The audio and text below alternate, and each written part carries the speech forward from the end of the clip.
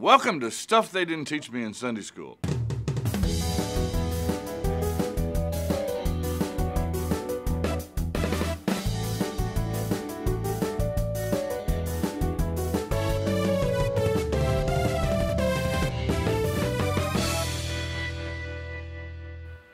$613. That's right, 613. That's how many laws the Pharisees by New Testament times said there were in the Pentateuch. They counted them. They separated them out and they counted them. Actually, that doesn't surprise me too much. Everything between Exodus chapter 19 and Numbers chapter 10 happens at Sinai. And most of that is rules and regulations, instructions for building the tabernacle, all kinds of laws for this nation of Israel. For our purposes, it's sometimes helpful to look at those laws in three different categories. Category number one would be what we would call the moral law. The moral law is the Ten Commandments. It's the things that apply to people of all times and all places in all circumstances. It has to do with doing what's right and what's wrong morally. Then there's the ceremonial law. The ceremonial law were the religious laws that Israel applied to their religious life. What day to offer sacrifices on, how much of a tithe, or what the tithe was for this particular event, how many sheaves you brought in for this kind of an offering. All of the religious ritual laws come under those ceremonial laws. And finally, there were civil laws, laws that govern the life of Israel day in and day out. Laws for us that might be like you can only go 45 miles an hour in this particular speed zone. Laws that govern their civil life. Remember that the nation of Israel was a nation and a church all rolled into one, so all of those laws came to bear in their lives. There are some very interesting laws in that section. If you go right after the giving of the Ten Commandments in Exodus 19, go to Exodus 21. I'm just going to pull a few of these out just to give you some feel for what kind of laws God gave to these people to govern their lives. If you go to Exodus 21, verse 12, whoever strikes a man so that he dies shall be put to death. Death sentence for murder, sounds right.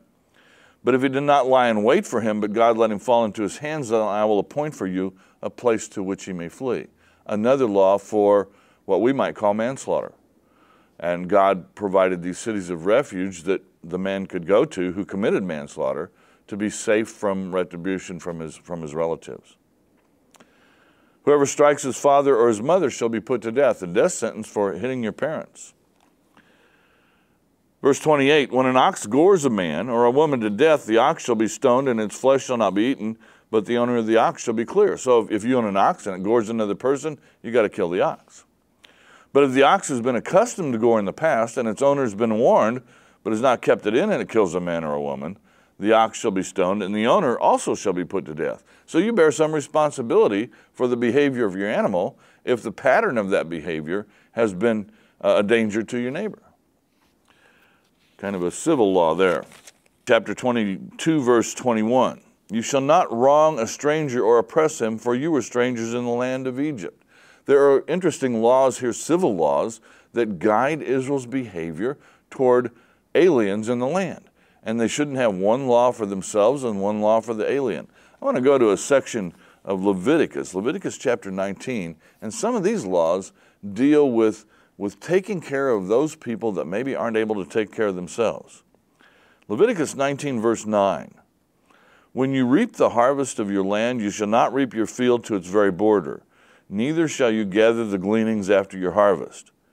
And you shall not strip your vineyards bare, neither shall you gather the fallen grapes of your vineyard. You shall leave them for the poor and for the sojourner. So when you harvested, you could not go back over your land and glean, pick up the stuff that the first pass missed.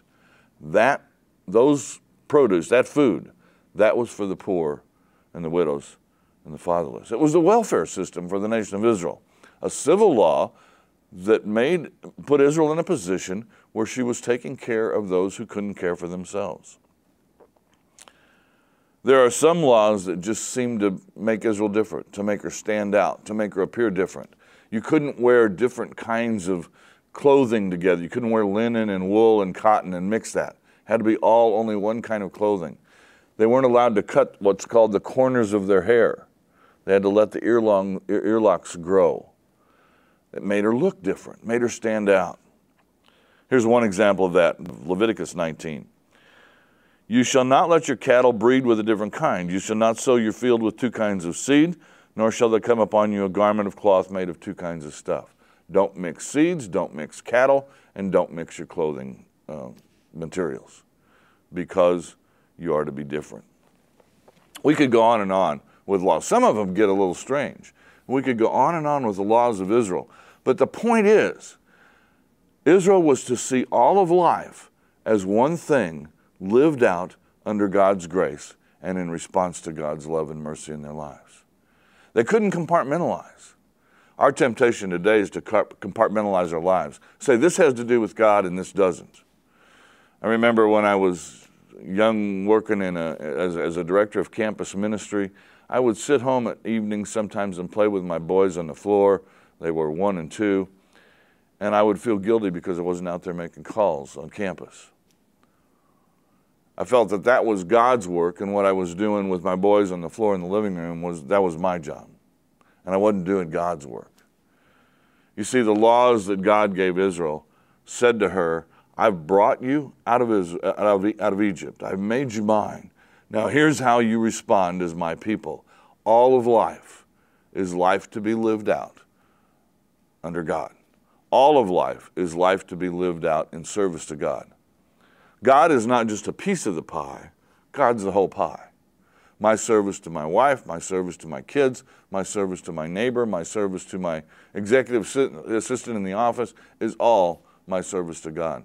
And the laws that God handed down to Israel helped her realize that all of life was one thing under God.